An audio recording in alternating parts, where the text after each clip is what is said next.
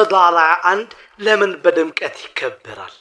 ታቦተ ጽዮን በፈቃደ እግዚአብሔር በነቢዩ ሙሴ አማካኝነት ለሰው ልጆች ተሰጥታ እስራኤላውያን ሲባረኩባት፣ መስዋዕታቸውን ሲያቀርቡባት፣ ከእግዚአብሔር ሲታረቁባት ኖረዋል።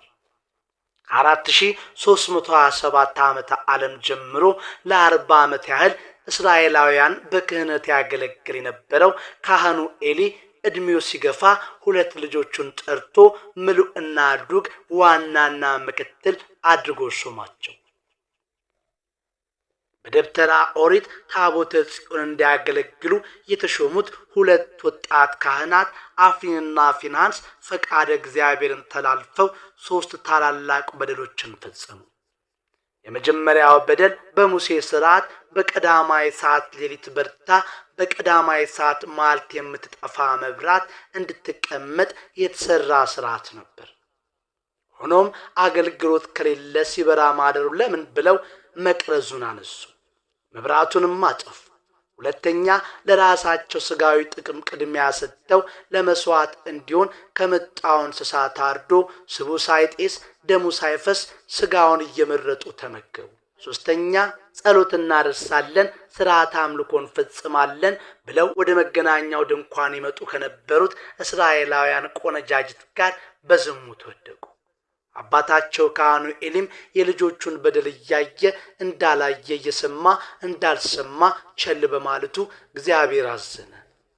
በዚህም ምክንያት ፍልስጤማውያንን አስነስቶ በጦር ቀጣቸው። ዕብራውያን በጦርነት ውሎ ያለ ልማዳቸው በአሕዛብ ተሸነፉ።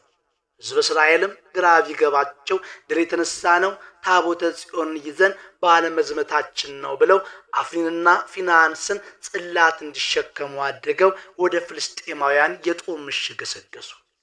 ሆኖም ያሰቡት ሳይሳካ ታቦተ ጽዮን ተማረከች። አፍኒንና ፊንሐስ ሞቱ። ዕብራውያንም በጦርነት ድል ተደረጉ። ፍልስጤማውያንም ታቦተ ጽዮንን ማርከው ዳጎን ከተባለው ጣዖታቸው ላይ አስቀመጧት። በማግስቱም ሲመለሱ ዳጎን ተገልብጦ ታቦተ ጽዮን በላዩ ተቀምጣ አገኟት። አንደኛ ሳሙኤል ምዕራፍ 5 ከቁጥር 4 ይህን በተመለከተ ኢትዮጵያዊ ሊቅ አባ ጽጌ ድንግል በተባለው ድርሰቱ ወደ አፍሊ ምድር ተማርካ ሄደች፣ የእስራኤል አምላክ የቃል ኪዳን ታቦተ ጽዮን የብዙዎችን ነፍሳት ያጠፋ ዳጎንን ሰባበረችው። ድንግል ማርያም ሁሉን ማድረግ ከሚችለው ከልጇ ጋር ግብጽ ወደሚባል ሀገር በሄደች ጊዜ የሐሰተኛው ሰይጣን ዙፋኖች የሆኑ የግብጽ ጣዖታት ፈረሱ፣ ጠንቋይ አስጠንቋይ ያላቸው ሁሉ አፈሩ በማለት በንጽጽር አስቀምጦታል። ኢሳይያስ ምዕራፍ 19 ቁጥር 1 ኃይልና ድል ማደጉን በዳጎን የጀመረችው ታቦተ ጽዮን የፍልስጤማውያንን መንደር በአባርና በቸነፈር በእባጭም መታች። ሕዝበ ፍልስጤምም ታቦተ ጽዮን ወደ እስራኤል ምድር እንድትመለስ አደረጉ። በእንደዚህ አይነት ታላቅ ክብር በሀገር እስራኤል ትኖር የነበረችው ታቦተ ጽዮን ወደ ሀገራችን ወደ ኢትዮጵያ መምጣቷ ታላቅ የሆነ መንፈሳዊ ሐሴት እንዲሰማን ያደርጋል። የታቦተ ጽዮን ወደ ኢትዮጵያ መምጣት ከ42 ጊዜ በላይ ስሟ ተደጋግሞ የተጠቀሰው ሀገር ቅድስት ኢትዮጵያ ነው። በእግዚአብሔር የተወደደች ለመሆኗ ነቢያት መስክረዋል። ከነቢያት አንዱ አሞጽም የእስራኤል ልጆች ሆይ ለእኔ እንደ ኢትዮጵያ ልጆች አይደላችሁምን ብሎ እግዚአብሔር መናገሩን ጽፏል። ከሁሉም ከፍ ባለ መልኩ ነቢዩ ቅዱስ ዳዊት ኢትዮጵያ እጆቿን ወደ እግዚአብሔር ትዘረጋለች ብሎ ዕደ ሕሊናውን ዕደ ልቦናውን ዘውትር በአምልኮተ እግዚአብሔር በጾምና በጸሎት በመጽዋዕትና በትሩፋት ዘርግቶ በሃይማኖት ጸንቶ በምግባር ቀንቶ የሚኖር በመሆኑ ሕዝቡ ሕዝበ እግዚአብሔር ምድሪቱ ሀገረ እግዚአብሔር ተብለዋል። መዝሙር ምዕራፍ 68 ከቁጥር 31 ለታቦተ ጽዮን ወደ ኢትዮጵያ መምጣት ዋናው ምክንያት በእስራኤልና በኢትዮጵያ መካከል የነበረው የሰመረ ግንኙነት ነው። ይህም በመሆኑ የንግሥተ ሳባና የንጉሥ ሰለሞን ግንኙነት ሰፊውን ታሪክ ይዟል። የንግሥተ ሳባ ዕቃ ግምጃ ቤት የነበረው ታምሪን ወደ ኢየሩሳሌም ሄዶ ንጉሥ ሰለሞን ያሰራውን ቤተ መቅደስ አይቶ የሰለሞንን ጥበባዊ ዝና ሰምቶ በፍጹም መደነቅ ወደ ሀገሩ ተመልሶ ያየውንና የሰማውን ለንግሥቲቱ አጫወታት። እሷም የሰማችውን ለማየት ወደ ኢየሩሳሌም ሄዳ የሰለሞንን መንፈሳዊና ስጋዊ ጥበብ ተመልክታ እግዚአብሔርን አመስግና ተመለሰች። ከንጉሥ ሰለሞን ምኒልክን ጸንሳ ከኢየሩሳሌም ተነስታ ባህረ ኤርትራን ተሻግራ ሐማሴን አውራጃ ስትደርስ አስመራ ከተማ በሚገኘው ማይበላ ከተባለው ቦታ ወንድ ልጅ ወለደች። የሕፃኑንም ስም የንጉሥ ልጅ ስትል እብነ መልክ አለችው። ይህ ስም በዘመን ሂደት ሚኒሊክ ተብሎ ተለወጠ። ሚኒሊክ ተወልዶ በአእምሮ እያደገ ሲሄድ አባቴ ማን ነው? አድራሻውስ ወዴት ነው? እያለ ጥያቄ ቢያበዛባት በ22 ዓመቱ ወደ ኢየሩሳሌም ላከችው። ሚኒሊክም አባቱ ንጉሥ ሰለሞን አግኝቶ ሕገ ኦሪትን የዕብራይስጥ ቋንቋን ሲያጠና ከቆየ በኋላ 12000 እስራኤላውያን አስከትሎ ከምድረ እስራኤል ወደ ኢትዮጵያ ጉዞን አቀና። ከቀዳማዊ ሚኒሊክ ጋር ለጉዞ የተነሱ ዕብራውያን ከቤተሰቦቻቸው መለየታቸው ሳያሳዝናቸው ከታቦተ ጽዮን መለየታቸው እጅግ ከበዳቸው። ወዲያው በፈቃደ እግዚአብሔር ታቦተ ጽዮንን ከመንበሯ አንስተው በሊቀ መላእክት በቅዱስ ሚካኤል መሪነት ወደ ኢትዮጵያ ገቡ። ቀዳማዊ ሚኒሊክና እስራኤላውያን ታቦተ ጽዮን ይዘው አክሱም የደረሱት ኅዳር 21 ቀን ነበር።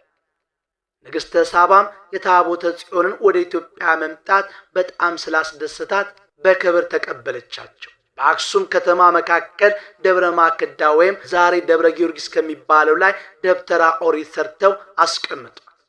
አሁን ያለው ሕንጻ ቤተክርስቲያን በዘመናዊ ዕቅድ የታነጸው የአክሱም ጽዮን ገዳም ቅዳሴ ቤቱ ጥር 30 ቀን በ1957 ዓመተ ምህረት ግርማዊ ንጉሠ ነገሥት ቀዳማዊ አጼ ኃይለ ሥላሴ፣ ግርማዊት ንግሥት ኤልሳቤጥ፣ የታላቋ ብሪታንያ ንግሥትና ልዑል ፊሊፕ ከክቡር ባለሟሎቻቸው ጋር በተገኙበት ተከብሯል። ኅዳር ጽዮን በአክሱም አክሱም ማርያም ጽዮን በኢትዮጵያ ውስጥ ለሚገኙት አብያተ ክርስቲያናት ሁሉ መሰረታቸው ስትሆን ከተማዋም የኢትዮጵያ ስልጣኔ መነሻ ናት። አክሱም በሕገ ልቡና የጸናች ሕገ ኦሪትን የፈጸመች ሕገ ወንጌል ያመነች ናት። ለዚህም ነው ከጽዮን ሕግ ይወጣል የሚለው ጥቅስ የሚነገረው። በዓለ ልደትን በላሊበላ፣ ጥምቀትን በጎንደር፣ ኅዳር ጽዮንን በአክሱም ጽዮንን ሲያከብሩ ልዩ የሆነ ስርዓት ስለሚቀርብባቸው ምእመናት መንፈሳዊ ደስታ ይሰማቸዋል። ኅዳር 1 ቀን የእመቤታችን የቅድስት ድንግል ማርያም ዓመታዊ በዓል ነው ብለን በተለየ መልኩ የምናከብርበት ትልቅ ምክንያት ቢኖር አንደኛው በብሉይ ኪዳን ታቦተ ጽዮን የፈጸመችውን ልዩ ልዩ ገቢረ ተአምራትን ለማሰብ ነው። ሁለተኛ በቀዳማዊ ሚኒሊክ 12 ነገደ እስራኤል የበኩር ልጆች ጋር ሊቀ ካህናቱን አዛርያስንና ታቦተ ጽዮን ይዞ አክሱም የደረሰበት ዕለት በመሆኑ ነው። ሶስተኛ በ330 ዓመተ ምህረት በአብርሃ ወአጽብሃ ዘመነ መንግስት ክርስትና የኢትዮጵያ ብሔራዊ ሃይማኖት ይሁን ተብሎ አዋጅ የታወጀበት ነው። አራተኛ ዘካርያስ በተቋመ ወርቅ ምሳሌ ራእይ ያየበት ነው። አምስተኛ ዕዝራ በቅድስት ሀገር ምሳሌ ራእይ ያየበት ነው። ስድስተኛ አብርሃና አጽብሃ በወርቅና በዕንቁ የሰሩት ባለ 12 ክፍል ቤተ መቅደስ ለመጀመሪያ ጊዜ ቅዳሴ ቤቱ የተከበረበት ነው። ሰባተኛ በ9ኛው መቶ ክፍለ ዘመን ዮዲት ጉዲት አብያተ ክርስቲያናትን ስታቃጥል ታቦተ ጽዮን ይዘው ወደ ዝዋይ ሐይቅ ከተሰደዱ በኋላ ዘመነ ሰላም ሲጀምር አክሱም በነበሩ ካህናት አስተዋሽነት ከዝዋይ ወደ አክሱም የገባችበት ዕለት ነው። በመሆኑ በእርሳ አድባራት ወገዳማት አክሱም ጽዮን ከፍ ባለ መንፈሳዊ በዓል እናከብራለን። ይህ ሲባል ግን በዓሉ የሚከበረው በአክሱም ጽዮን ማርያም ብቻ ነው ማለት ሳይሆን ታቦተ እግዝእትነ ማርያም ባለችበት ቦታ ሁሉ መከበሩን ልብ ማለት ያስፈልጋል።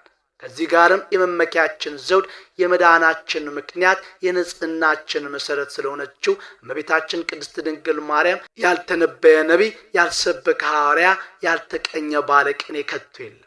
ኢየሱስ ክርስቶስ ከሰማየ ሰማያት ወረደ፣ በቤዛነቱ ዓለምን አዳነ፣ ዳግመኛም በግርማ መለኮት ለፍርድ ይመለሳል ብንል ከቅድስት ድንግል ማርያም በነሳነው ሥጋ በመሆኑ ያለ ወላዲተ አምላክ ምስጢረ ሥጋዌን፣ ነገረ ድህነትን፣ ነገረ ምጽአትን ማሰብ ከቶ የማይቻል። እግቷ ለጽዮን ጽዮንን ከበቧት እንዳለ ነቢዩ 10ቱ ቃላት የተጻፈባትን የእስራኤል አምባና መጠጊያ የሆነችውን ታቦተ ጽዮንን ሌዋውያን ከበዋት ውዳሴ ሲያቀርቡላት እንደነበረው ዛሬ እመቤታችን ቅድስት ድንግል ማርያም ካህናትና ምእመናን ከሩቅና ከቅርብ ተሰብስበው በመሐሌት በዝማሬ በቅዳሴና በውዳሴ ያከብሯታል። በእመቤታችን በቅድስት ድንግል ማርያምና በቃል ኪዳኑ ታቦት መካከል ጥልቅ የሆነ ምስጢራዊ ትምህርት አለ። ዘጸአት ምዕራፍ 25 ከቁጥር 9 እስከ 20። ይህች የቃል ኪዳን ታቦት በደብተራ ኦሪት በቅድስተ ቅዱሳን ውስጥ እየኖረች ዮርዳኖስን ባህር የከፈለች፣ ቅጽረ ኢያሪኮን ያፈረሰች፣ ዳጎን የተባለ የፍልስጤማውያንን ጣዖት የቆራረጠች፣ በድፍረት ሊነካ የሞከረውን ኦዛን የቀጸፈች፣ አንደኛ ሳሙኤል ምዕራፍ 6 ቁጥር 6 በአቢዳራ ቤት 3 ወር ተቀምጣ ቤቱን በበረከት የሞላች፣ ሁለተኛ ሳሙኤል ምዕራፍ 6 ቁጥር 12 ዳዊት የዘመረላት፣ ሁለተኛ ሳሙኤል ምዕራፍ 6 ቁጥር 14 ጠቢቡ ሰለሞን በቤተ መቅደስ በክብር ያኑራት፣ አንደኛ ነገሥት ምዕራፍ 8 ከቁጥር 1 የእግዚአብሔር የክብር መገለጫ ናት። በታቦተ ጽዮንና በዘመነ አዲስ በተገለጠችው በቅድስት ድንግል ማርያም መካከል ያለውን ረቂቅና ድንቅ ምስጢራዊ ንጽጽር አስመልክቶ ሶርያዊ ሊቀ ቅዱስ ኤፍሬም ከማይነቅስ እንጨት የተቀረጸ በውስጥ በአፋ በወርቅ የተለበጠ እመቤታችን ቅድስት ድንግል ማርያም ንጻ ጠባይ ሳያድርባትና የቅድስና ባህሪ ሳይጎድፍባት በማየት በመስማት በመዳሰስ በማሽተት አንዳችም እድፍ ጉድፍ ሳያገኛት በንጽህናና በቅድስና ጽንታ በአጣ ሳትለወጥ ኖራለች። ጠቢቡ ሰለሞንም አልብኪ ነውር ወምንትኒ ለአሌኪ፣ ምክንያታዊ ነውር ኃጢአት የሌለብሽ የኃጢአት ሽታ ያልደረሰብሽ ንጽሕተ ድንግልና ስርዓት በቅድስና ክብርት በልዕልና አንቺ ነሽ ሲል ተናግሯል። ታቦተ ጽዮን በከበረ ወርቅ እንደተሸለመች እመቤታችን ቅድስት ድንግል ማርያም በንጻ ስጋ በንጻ ነፍስና በንጻ ልቡና የተሸለመች ያጌጠች መሆኗን ያጠይቃል። ታቦተ ጽዮን የቃለ እግዚአብሔር ማደሪያ እንደሆነችው ቅድስት ድንግል ማርያምም ለአካላዊ ቃል ለእግዚአብሔር ወልድ ማደሪያ ሆናለች። ይህንንም ቅዱስ ኤፍሬም ሲያስረዳ ድንግል ማርያም ሆይ ሰማይና ምድርን ለፈጠረ አምላክ ለእርሱ ማደሪያ ሆንሽ፣ 9 ወር ከ5 ቀን በማኅፀንሽ ቻልሽው፣ ተሸከምሽው፣ ሰማይና ምድር የማይወስኑትን ለመወሰን የታመንሽ አንቺ ነሽ ብሎ ተቀኝቶላታል።